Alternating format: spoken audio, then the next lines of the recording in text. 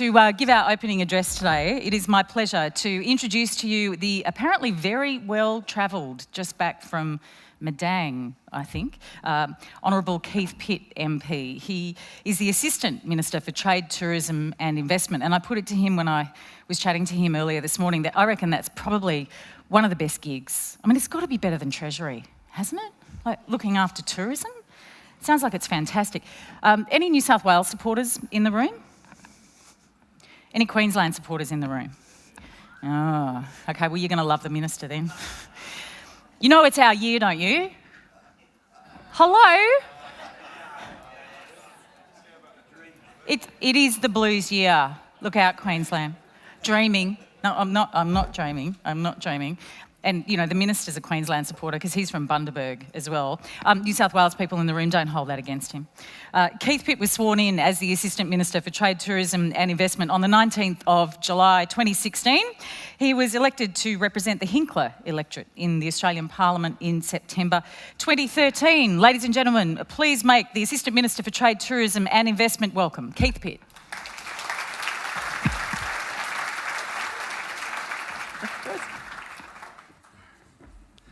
Well, ladies and gentlemen, good morning and thank you so much for the warm welcome.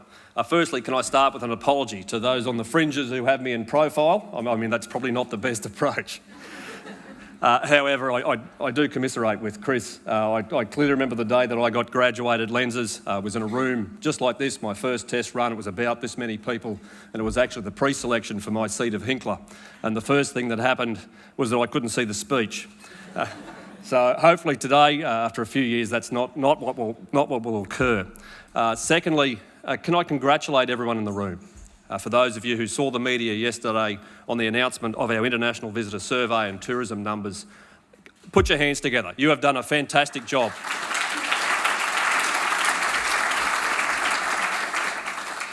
Ladies and gentlemen, international visitors spend reached $39 billion last year.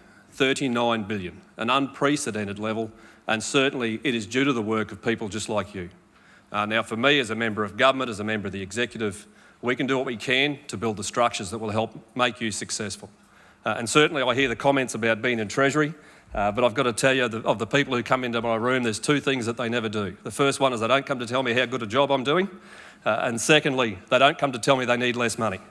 So there is always a financial challenge and a budget imperative. However, a couple of key points out of the visitor survey, and that is that 12 key source markets saw double-digit growth of people who wish to come to this country.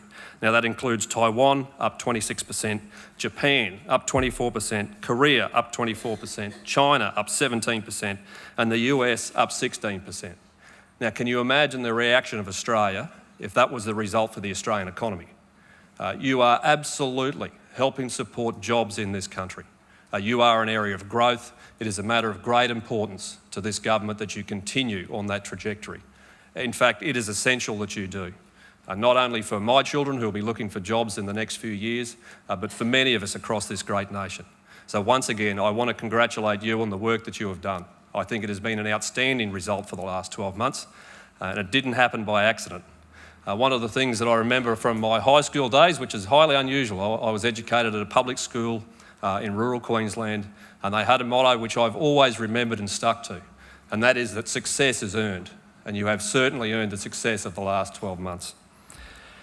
Ladies and gentlemen, the other thing of importance to note is that backpacker visitors actually grew by 8% during last year against, well, we've got some supporters for backpackers, that's fantastic.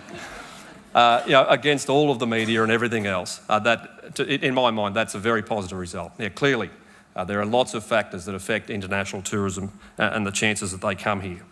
Secondly, the government is committing a record level of funding to Tourism Australia, more than $600 million over the forward estimates. And as I said to some people this morning, once again, that didn't happen by accident, and that was actually a fair brawl to keep that money in the tin. All right, we are facing a significant budget challenge, as I'm sure many people know.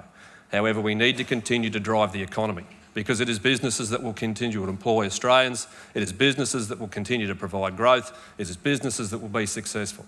And in my view, not only as an individual but as a member of government, the best thing we can do is get out of your way. Make sure that we don't implement things which cause more difficulty. Now, I know that there are always challenges and we don't always do everything that everyone wants, but we must govern for the majority. And on that basis, there is one point that I would like to make, and regardless of whether it's tourism or anything else, we need to ensure that we share the love across this country. We need to ensure that the success of industries just like yours is actually shared into regional Australia. And I know the numbers are pretty straightforward.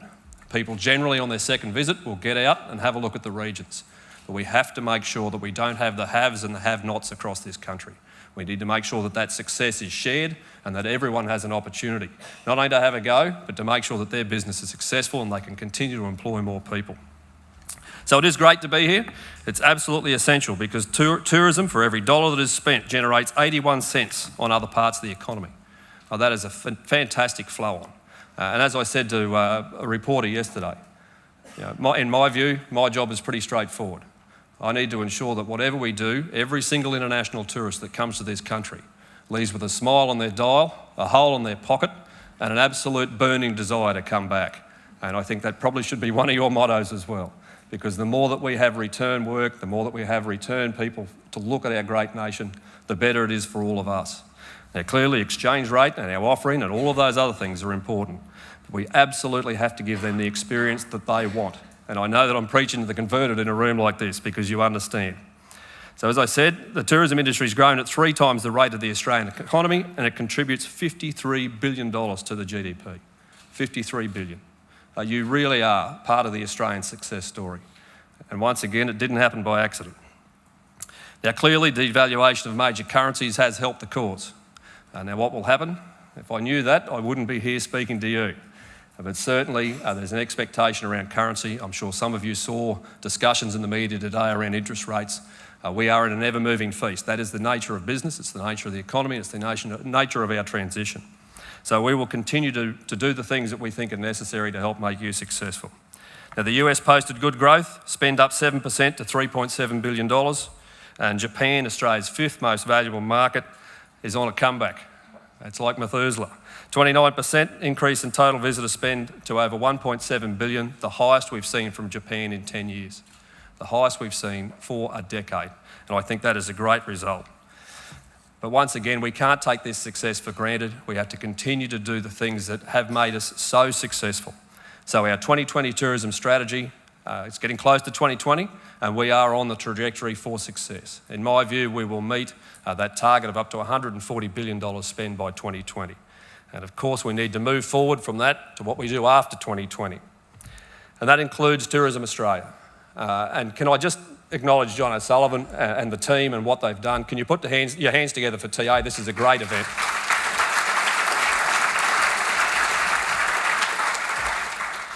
Now, of course, they run our marketing campaigns on your behalf, the coastal and aquatic, nature and wildlife, food and wine, all things which I love, some too much. But if we look at someone like Hemsey, right, what a great advocate for Australia. I think his nature, the performance that he does, he sells this country. In fact, I was at a film event yesterday with a Prism event in Sydney, and the flow-on effects from Australian film that attracts tourists to this country should not be forgotten. Absolutely should not be forgotten. So everything melds together to help make us a success, make you a success, and continue to provide jobs into this country. Now, we're not sitting on our hands, and we're not standing around with our hands in our pocket. So TA, of course, has recently launched the Year of Tourism between China and Australia. You would have seen G'day LA. We've been in Indonesia last week.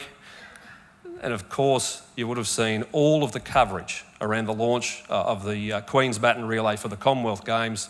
And I will pick up your lead, Chris, into that great state of Queensland, who I'm sure will win the rugby league again this year. Yeah, that's usually the response I get when I'm in New South Wales, without doubt. And for those of you who might be looking, well, it is a Queensland tie, but it's actually Queensland Surf Lifesaving. I don't run around just supporting the state. My job's to actually support everybody. So all of those events have been a great success. And certainly I want to provide the opportunity for people to ask some questions, which is always dangerous for politicians at open forums. But that's what you pay me for, right? As I say to my constituents, no one sends me to Canberra to sit around and nod and agree with my colleagues. Right, our job is to fight for the things that we think are important and to deliver for our people, and that is absolutely what we are about, and we'll continue to do that.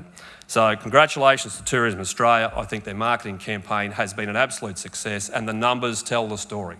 I'm an engineer. Right? I come from a very technical background. Numbers are king, and the numbers for you have been fantastic, and we want them to continue to grow. So ladies and gentlemen, without taking up more of your time, I'm happy to take questions, but with that, I'll say congratulations on your success. I think it is fantastic. You can continue to grow your businesses, to grow the Australian economy, to create jobs for Australians, and to do what you're absolutely passionate about. And my job, I think, is simple. I have the greatest product in the world to sell, and there is nothing like Australia. So good morning, God bless, and safe travels.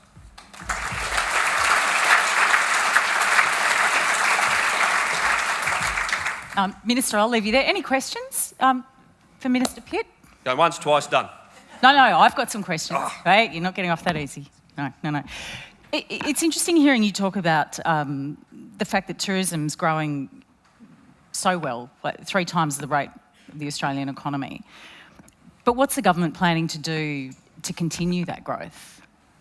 Well, as I've said, we do have record investment in Tourism Australia, and I think their marketing campaigns, there is nothing like Australia kicked off in 2010. It continues to evolve. Certainly the coastal and aquatic campaign, in my view, has been an incredible success, and I'm sure that your speakers today will continue to talk about that. But what I see when I travel the world are people who want to come here to see our natural resources, they want to see our wildlife, they want to experience our food and wine, and they certainly go to the centres that are famous for that. So before Christmas, you might have seen there was an announcement. We now have an open skies agreement with China that has meant arrangements, for example, directly into Adelaide, which is renowned for its food and wine. And every single tourist, there's over 8 million tourists in 1 year, 1.2 million from China. These are fantastic numbers. And as I said, my aim is to ensure they leave with empty pockets. We have to absolutely maximise that opportunity and ensure they come back. Australia is seen as a safe destination. It's seen as one that they want to go to. We have the product. It makes it very easy when you have the product. That just leaves the cell. You mentioned regional Australia and sharing the love in your speech. How regional are you talking?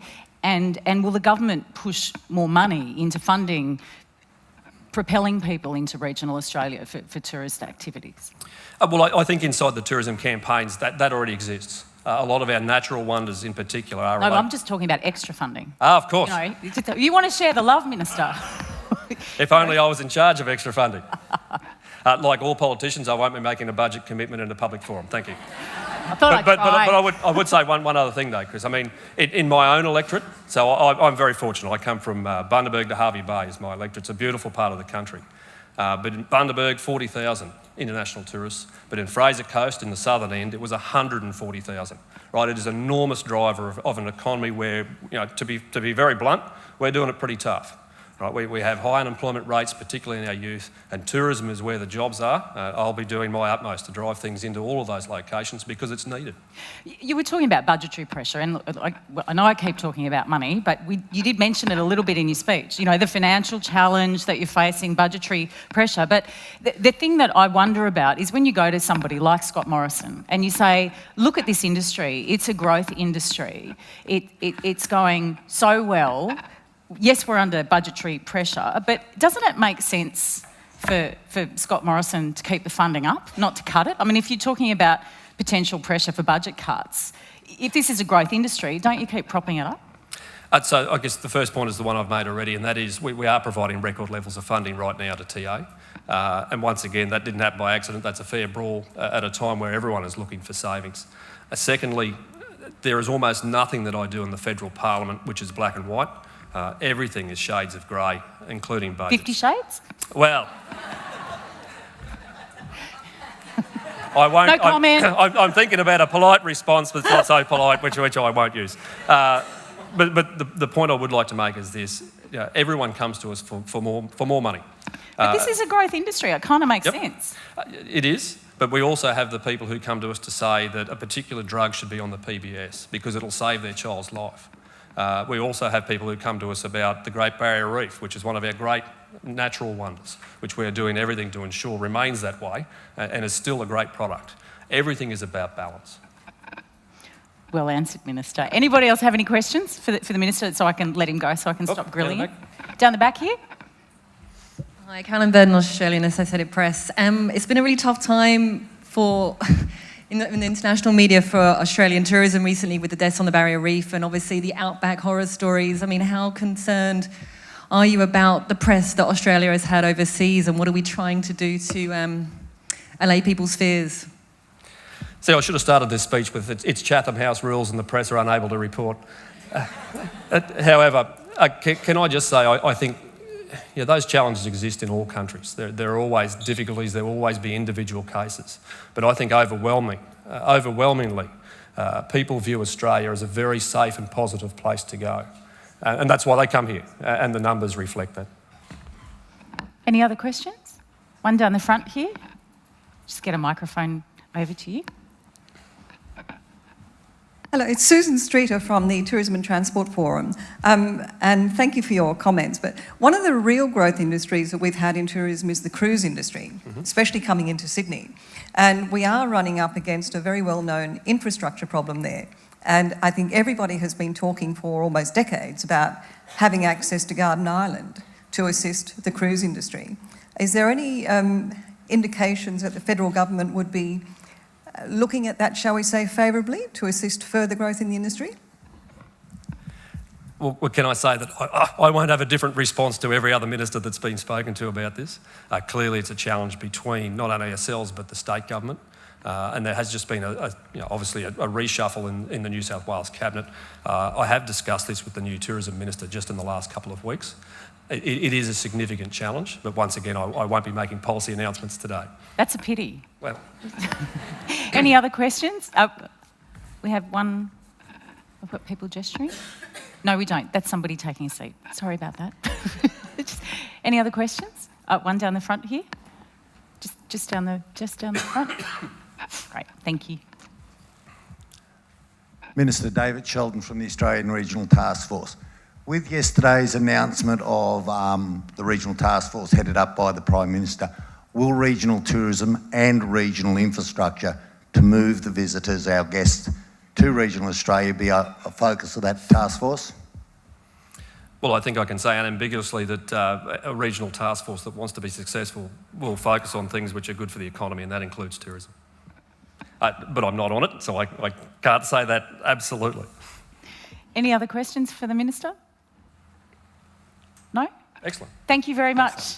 Ladies and gentlemen, the Assistant Minister for Trade, Tourism and Investment, Keith Pitt.